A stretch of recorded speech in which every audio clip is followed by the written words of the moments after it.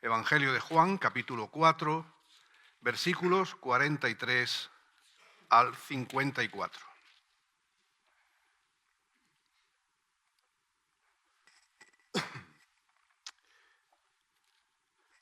Juan 4, 43 al 54, y dice así la palabra del Señor. 2 días después salió de Samaria, se refiere a Jesús, y fue a Galilea, pues Jesús mismo había declarado que el profeta no goza de reconocimiento en su propia tierra. Cuando llegó a Galilea, los galileos le dieron la bienvenida, porque habían estado en Jerusalén durante la fiesta y habían visto entonces todas las cosas que Jesús hizo allí. Jesús fue otra vez a Caná de Galilea, donde había convertido el agua en vino. Allí se encontraba un oficial del rey, cuyo hijo estaba enfermo en Capernaum. Cuando supo que Jesús había llegado desde Judea, el oficial acudió a él para rogarle que descendiera y sanara a su hijo, que estaba a punto de morir. Jesús le dijo: si no veis señales y prodigios, no creéis. El oficial del rey insistió: Señor, desciende antes que mi hijo muera. Jesús le dijo: vuelve a tu casa, tu hijo vive. El hombre creyó lo que Jesús le había dicho y se fue.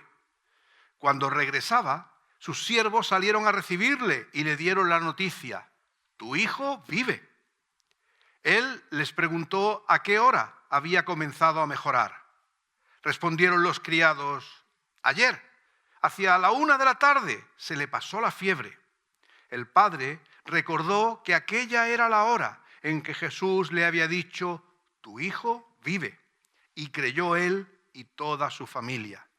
Jesús hizo esta segunda señal cuando fue de Judea a Galilea. El viernes, en el estudio bíblico, en la conversación, en el diálogo que teníamos, pues surgió la expresión: España es un país cristiano. Y podríamos estar de acuerdo con esa afirmación desde una perspectiva cultural, desde una perspectiva sociológica, porque no podemos negar que valores de la fe cristiana han dado forma a determinados valores, principios que rigen en nuestra sociedad. Y eso lo podríamos decir de otros muchos países del mundo occidental, donde, por ejemplo, la Declaración Universal de los Derechos Humanos pues tiene una indiscutible influencia, inspiración de valores tradicionales cristianos. Pero habiendo dicho esto, tenemos que tener todos claro que no hay países cristianos. Los países no son cristianos. Los cristianos somos ¿quiénes? Las personas, ¿verdad? Las personas. Pero este concepto de nación cristiana, de país cristiano, está teniendo un resurgir en nuestro tiempo, un nacionalismo cristiano que está quizás en algunos lugares buscando legitimar una determinada identidad cultural, étnica, con la justificación de una concreta manera de entender la fe cristiana. Y yo creo que todos debemos tener claro que la fe es algo personal, no nacional. Es algo individual que sin duda vivimos de manera comunitaria, que vivimos de manera social, porque la fe tiene una proyección hacia afuera, pero los cristianos somos las personas, no las naciones, ¿verdad? Y el texto que hemos leído nos ofrece una reflexión muy valiosa acerca de lo que es la fe personal, frente a muchas otras formas de entender la fe, frente a muchas otras perspectivas de entender lo que significa ser seguidores de Jesús, del Cristo. La palabra del Señor en esta tarde nos invita a reflexionar acerca de nuestra fe en Jesucristo. El propio Señor Jesús como hemos leído y aparece en el versículo 44, reconoce que un profeta no tiene reconocimiento en su propia tierra. Es muy curioso, y permitidme aquí un pequeño paréntesis, una digresión en el tema. El viernes hablábamos en el estudio bíblico del valor de ser capaces de estudiar los libros de la Biblia individualmente para poner en perspectiva el énfasis que cada uno de los libros aporta. Aunque después nosotros hagamos, ¿verdad?, una idea de conjunto acerca de lo que dice Jesús en los evangelios o lo que dice Pablo en sus 13 cartas, lo interesante es que cada uno de estos libros tiene un énfasis, una perspectiva particular, y ser capaces de ver esos matices enriquecen nuestro acercamiento a la palabra del Señor.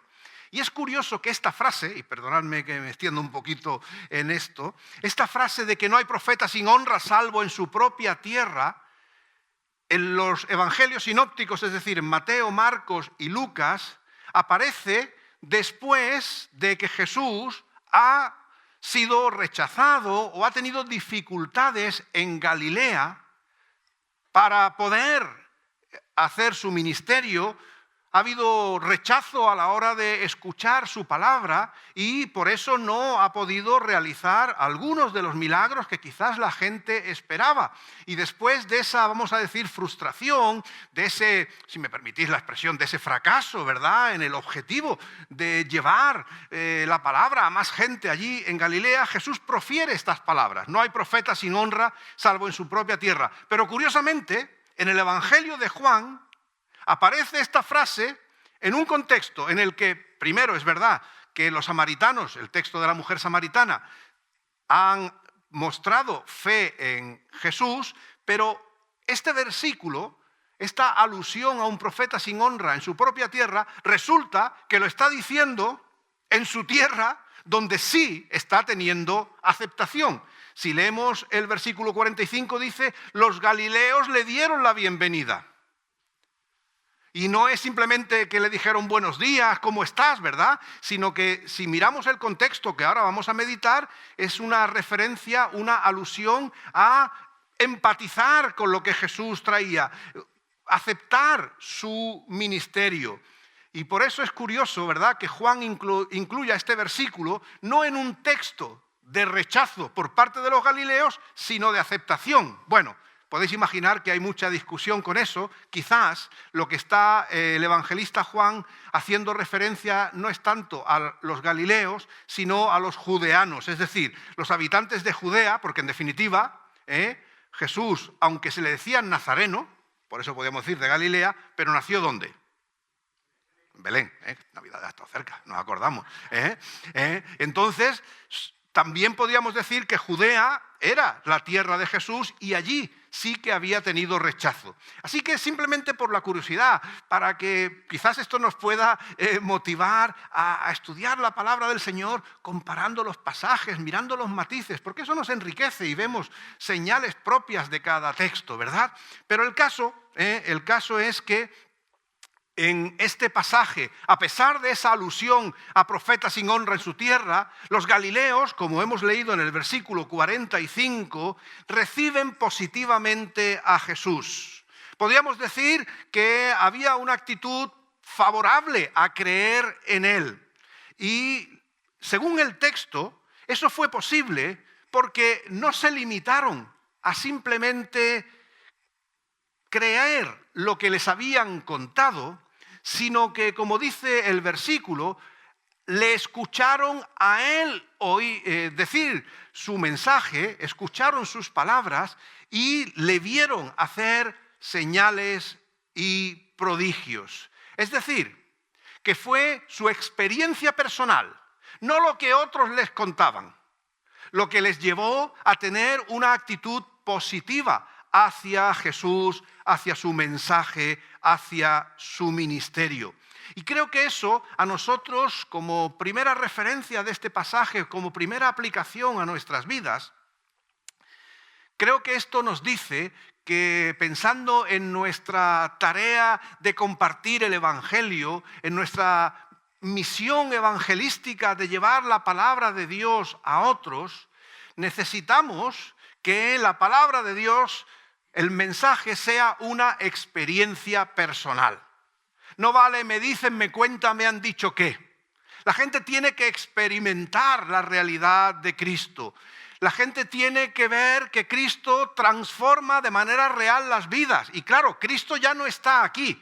¿Cómo puede ver cómo puede ver la gente que Cristo transforma la vida? ¿Mirando a quién? A nosotros. Nosotros somos el referente visible, creíble. Somos el mensaje audible de que Cristo cambia la vida, de que Cristo transforma la realidad. Por eso, si nosotros vivimos derrotados, si nosotros vivimos descreídos, si nosotros vivimos hundidos, será muy difícil convencer a nadie de que en Cristo hay victoria.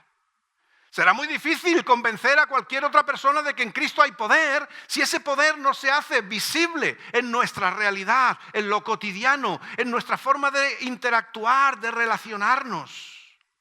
Necesitamos ser capaces de contagiar la realidad de Dios en nosotros como algo auténtico, como algo transformador, como algo que da vida. Los galileos lo habían visto y por eso creían. Los galileos le habían escuchado y por eso le recibían. Porque la experiencia de Cristo siempre tiene que ser una experiencia personal. No por nacer en un país o... Creo que nos entendemos, ¿verdad?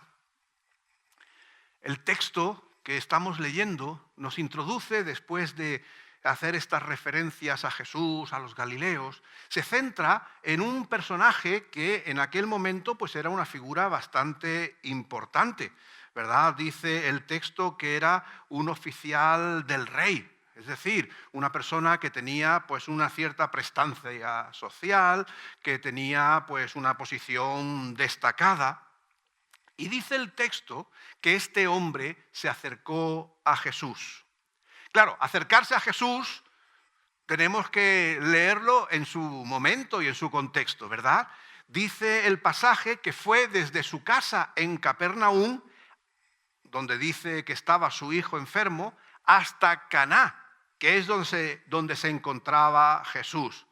Si nosotros nos quejamos de las dificultades que tenemos en los trenes y demás, imaginad en aquel tiempo, hacer 35 kilómetros que separaban Capernaum de Caná, quizás a pie, quizás montado sobre un animal. El texto da a entender que no se podía cubrir esa distancia en un día.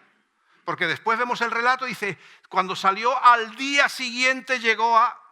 Es decir, que estamos hablando de un viaje, vamos a verlo en aquella época, que requería, pues, en fin, una motivación, una necesidad. Nadie hacía esos trayectos en aquellos caminos, ¿verdad? Y con aquellos calores, pues nadie los hacía de manera gratuita, y mucho menos gente de una determinada posición social.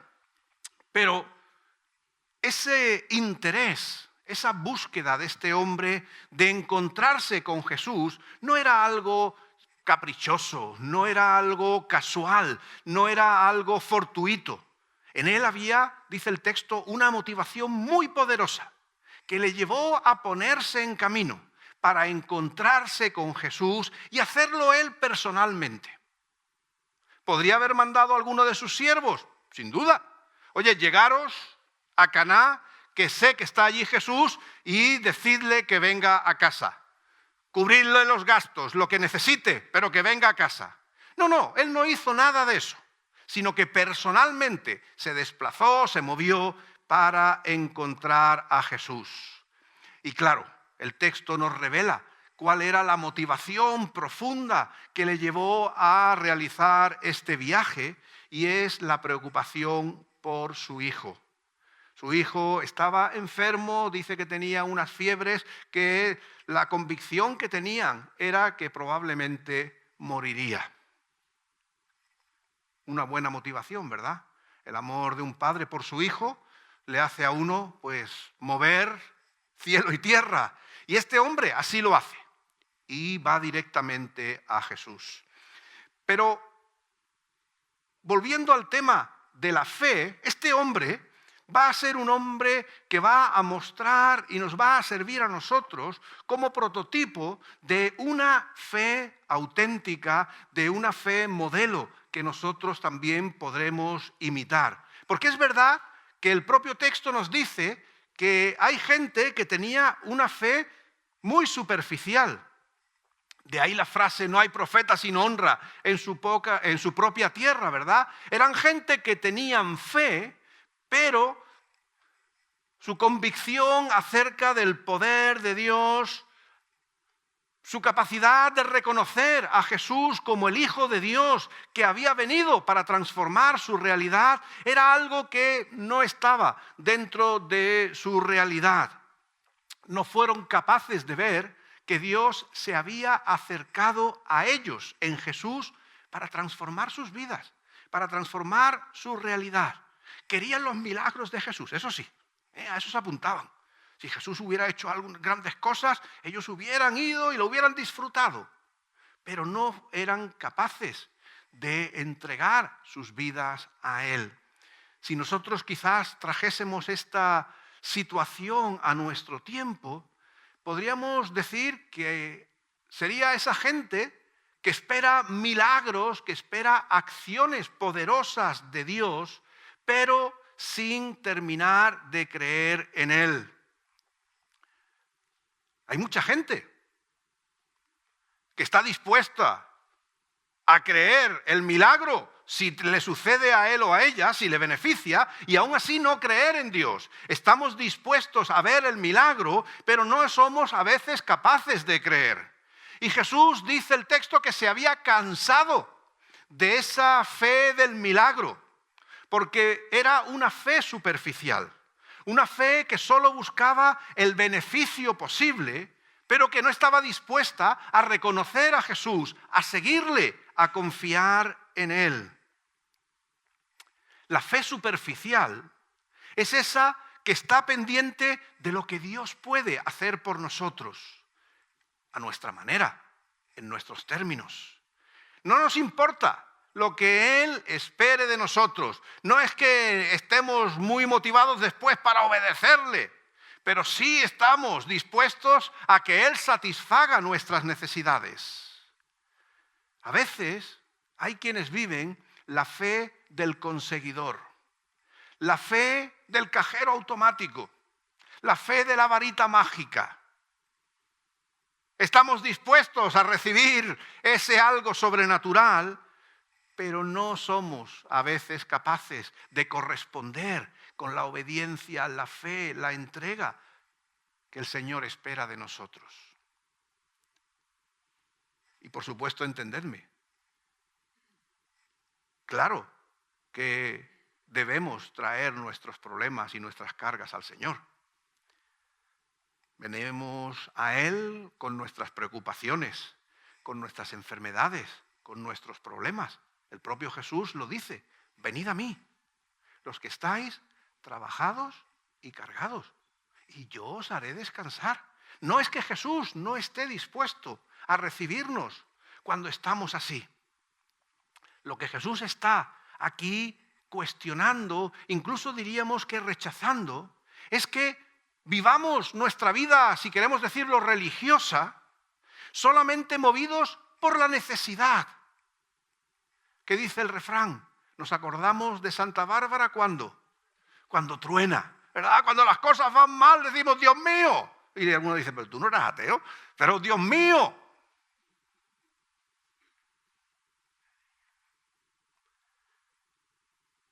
Y cuando Dios mío responde, que a veces, aún y a pesar de nosotros responde, muchas ocasiones no correspondemos a esa acción de Dios con esa respuesta de fe que Él espera. A veces solo tenemos, como Jesús está aquí lamentando, una fe superficial. Pero hay una alternativa que se representa en este personaje, en este hombre principal que nos describe el texto. Es ese hombre que va a Jesús. Como decíamos antes, es el hombre que podía haber enviado a sus siervos. Tenía la autoridad, tenía la gente, la disposición, los podía haber enviado con el encargo bueno de traer a Jesús. Sin embargo, es él mismo el que se llega a Jesús. Y creo que eso es muy importante. La fe, como tantas cosas en la vida, pero especialmente la fe, no es algo que podemos delegar. El acercarnos a Jesús no lo puede hacer nadie por nosotros. No somos cristianos porque tengamos un pasaporte de un país que se considera cristiano. No somos cristianos por haber nacido en una familia cristiana. No somos cristianos a veces ni siquiera por venir a la iglesia. Cuidado. El entrar en un edificio no te hace ser nada. ¿O es que cuando vamos a un edificio de la Seguridad Social nos convertimos en funcionarios del Estado? ¿O cuando vamos a Hacienda nos convertimos en inspectores de Hacienda? ¿A que no? Pues entrar en una iglesia no nos hace cristianos. Este hombre fue a buscar a Jesús. No eran experiencias de segunda mano las que le servían. No era algo heredado o algo que le contaron. Él fue a Jesús a tener su encuentro personal con él. Y queridos hermanos y amigos, aunque sé que la mayoría lo sabéis, no está de más incidir en ello. Nada puede sustituir nuestro encuentro personal con Cristo.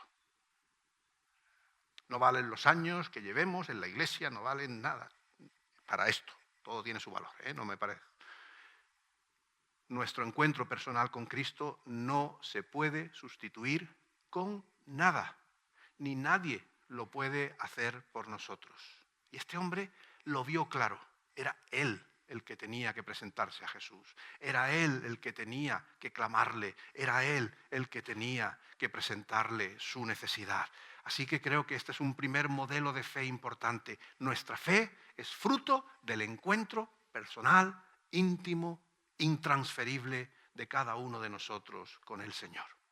En segundo lugar, este hombre mostró convicción. Es un hombre que no se dio por vencido, porque a veces algunos confunden la fe con la emoción.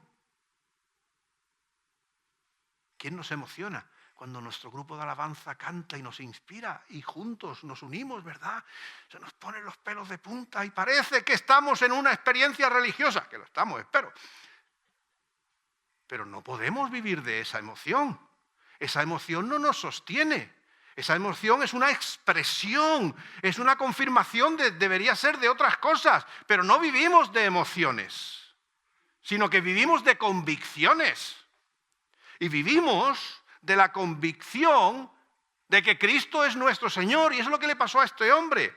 Si este hombre hubiera vivido de emociones, el primer cruce de palabras que tiene con Jesús, este hombre se nos hunde en la miseria, porque va a encontrarse con Jesús y lo primero que Jesús les suelta es: si no veis señales y prodigios, no creéis. ¡Hala! La primera en la boca. El que vive de emociones, este encuentro, ¿qué emoción le provoca? ¿Una emoción para seguir a Jesús? Después de una frase así, ¿alguien hubiera querido seguir a Jesús si solo es la emoción lo que le sigue? No, porque es una frase que no es acogedora. No es una frase que da la bienvenida. Al contrario, es una especie de freno. ¿A qué vienes tú? Ya me he metido la pata, me he hecho los 35 kilómetros para que después me suelte esto. Si vivimos de las emociones, nuestra fe es una fe inmadura. Y Jesús no es que esté queriendo ser descortés con este hombre. Seguramente lo que está es poniendo a prueba realmente la convicción, la seguridad, la certeza de por qué va a él. Y Jesús descubre que este no era uno de aquellos que solo iban buscando el milagro, que solo iban mirando y buscando el sortilegio, sino que había algo más. Era un hombre que estaba dispuesto a mostrar que creía en Jesús. Estaba dispuesto a no frustrarse aunque esa primera impresión no fuese la ideal, a no hundirse, a no renegar de haber ido a Jesús, sino que confirma que él sí tiene fe, que no estaba únicamente motivado por su necesidad, sino que confiaba en Jesús, creía en él. Este hombre buscaba a Jesús no solo por lo que Jesús podía hacer por él, sino porque reconocía quién era Jesús. Y esa es una pregunta que también nos tenemos que hacer nosotros a la hora de mirar cómo es nuestra fe. ¿Por qué buscas a Dios en tu vida? ¿Por qué te acercas a Jesús? ¿Son tus necesidades, tus problemas, los que te llevan a buscarle? Pero que cuando las cosas van bien, a ti que no te busquen, que no cuenten contigo, porque en el fondo lo único que querías era satisfacer una necesidad. Qué espirituales a veces somos, ¿verdad? Cuando las cosas se tuercen. ¿Cuánto oramos al Señor cuando hay problemas? Y hay que orar al Señor cuando hay problemas, ¿eh? Pero a veces, cuando el problema se soluciona, ¿cuántas veces nos olvidamos de dar gracias y de entregarnos y obedecer a aquel que es Señor de nuestras vidas? Porque no pensaremos, ¿verdad?, que si el Señor soluciona alguna situación o simplemente se digna a escucharnos es porque nos lo merecemos. Este hombre llega a Jesús con una actitud humilde. Él era un alto funcionario y Jesús un carpintero, entendámonos.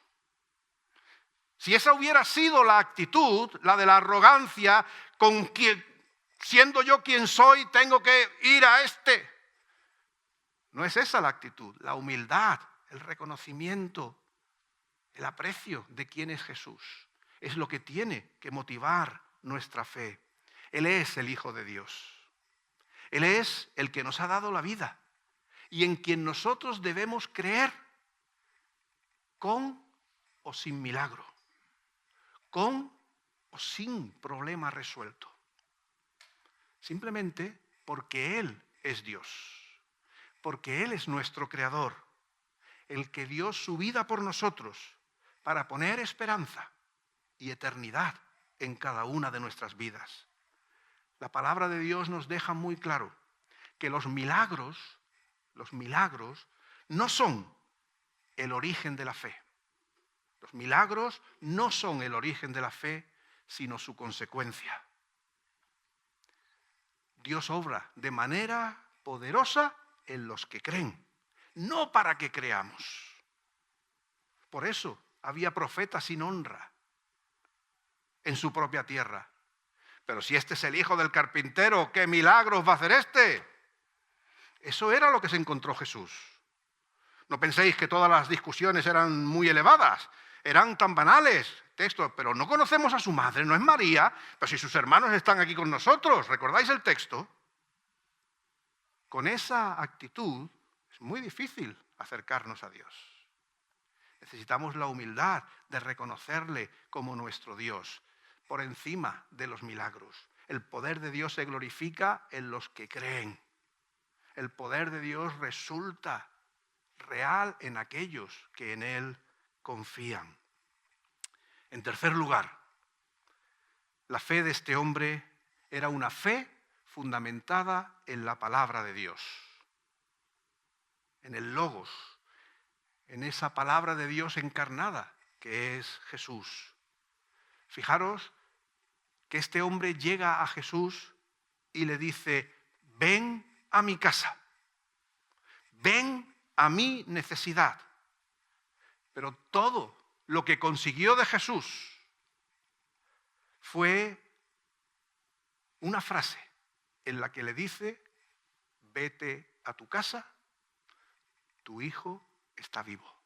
Pero fijaros, él iba diciendo: Señor, ven al problema, ven a la necesidad.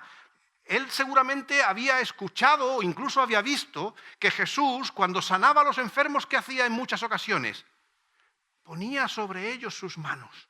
Y este hombre estaba queriendo que Jesús hiciera lo que le había visto quizás hacer, que fuera a su casa y tocara a su hijo para que éste sanara. Pero lo cierto es que el hombre es el que tuvo que volverse sin Jesús a su casa, pero su hijo fue sanado. Jesús no le estaba dando largas. Jesús no se estaba quitando de encima a otro de estos que van buscando señales y milagros, pero que no creen. Jesús había puesto a prueba la fe de este hombre y se había confirmado lo que después dirá el apóstol Pablo en 2 Corintios 5:7. Por fe andamos y no por vista. Dios no respondió la petición de este hombre como él esperaba. Tuvo que volverse a su casa solo, únicamente con la palabra que Jesús le había dado, pero sin Jesús. Otro día de camino, de regreso. Su cabeza podría estar dando vueltas. ¿Qué ha pasado con mi petición? O como nosotros a veces decimos, ¿qué ha pasado con mi oración? ¿La ha escuchado el Señor? ¿Por qué el Señor no responde a lo que le pido? ¿Cómo responde el Señor a nuestras oraciones? ¿Y cómo respondemos nosotros a lo que Dios hace? Es también un elemento muy interesante en este pasaje. Pero lo relevante ahora es que este hombre, que pidió una cosa muy concreta, que Jesús fuera con él a su casa, lo único que recibe es: vete de vuelta sin mí, porque tu hijo ha sido sanado. ¿Y sabéis lo importante? El hombre creyó la palabra de Jesús. Obedeció el mandato de Jesús. Y aunque no era lo que pedía, porque él pedía llevar a Jesús consigo, creyó en aquel que se lo decía. Porque la fe acepta los términos de Dios en obediencia. Y esa fe obediente, esa fe que creyó en la palabra de Jesús, en la palabra de Dios, es la fe que encontró respuesta en la sanidad de su hijo. Dice el texto que cuando los siervos vinieron a su encuentro, le dijeron que su hijo había sanado. Y el hombre inteligente dice: ¿a qué hora? ¿Cuándo empezó a sanar? Y le dicen que fue justo a esa hora, cuando Jesús le había dicho: ve de vuelta a tu casa, tu hijo vive. No es la fe en nuestros términos. No es la fe como a mí me gustaría o parece, sino conforme al propósito bueno de Dios. Esa es la fe madura. Esa es la fe que confía. Esa es la fe que descansa. Esa es la fe que después obtiene respuesta del Señor. Y termina el texto diciendo que no solamente este hombre, sino toda su casa creyó en el Señor.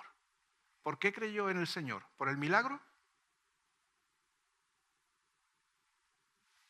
No, el texto no dice que fuera por el milagro. Habla de creer, de una respuesta de fe, cuando ya este hombre había vuelto. Pero el milagro ya había pasado. En su casa ya habían visto al niño sano. Y no dice que vinieron alabando a Dios, contentos de haber creído y que el niño estaba sano. No, el niño sanó. Y no fue hasta que el hombre volvió y dio testimonio de la palabra de Dios, de lo que Dios había hecho, que los demás creyeron. No es la fe del milagro lo que está este texto enfatizando, sino la fe del convencimiento en quién es Jesús, la fe que persiste aún y cuando no entendemos la respuesta de Dios, la fe que confía porque sabemos quién es nuestro Dios y que no depende de que las cosas vayan de una manera o de otra. Jesús es nuestro Señor, eso es lo que el texto está diciendo, y ese Señor es un Dios de bondad, es un Dios de misericordia y hace milagros en nuestras vidas. Pero espera que nosotros creamos en Él. Con una fe madura. No con esa fe superficial, dependiendo de los estados de ánimo, dependiendo de si me parece o no que Dios ha respondido mis oraciones o deja de responderlas. Es la fe que surge de anhelar el propósito, la voluntad de Dios, su palabra en nuestras vidas. Y esa es la invitación para todos y cada uno de nosotros en esta tarde.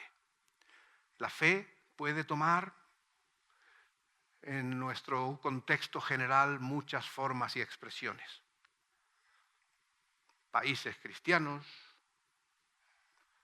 cultura familiar, muchas maneras.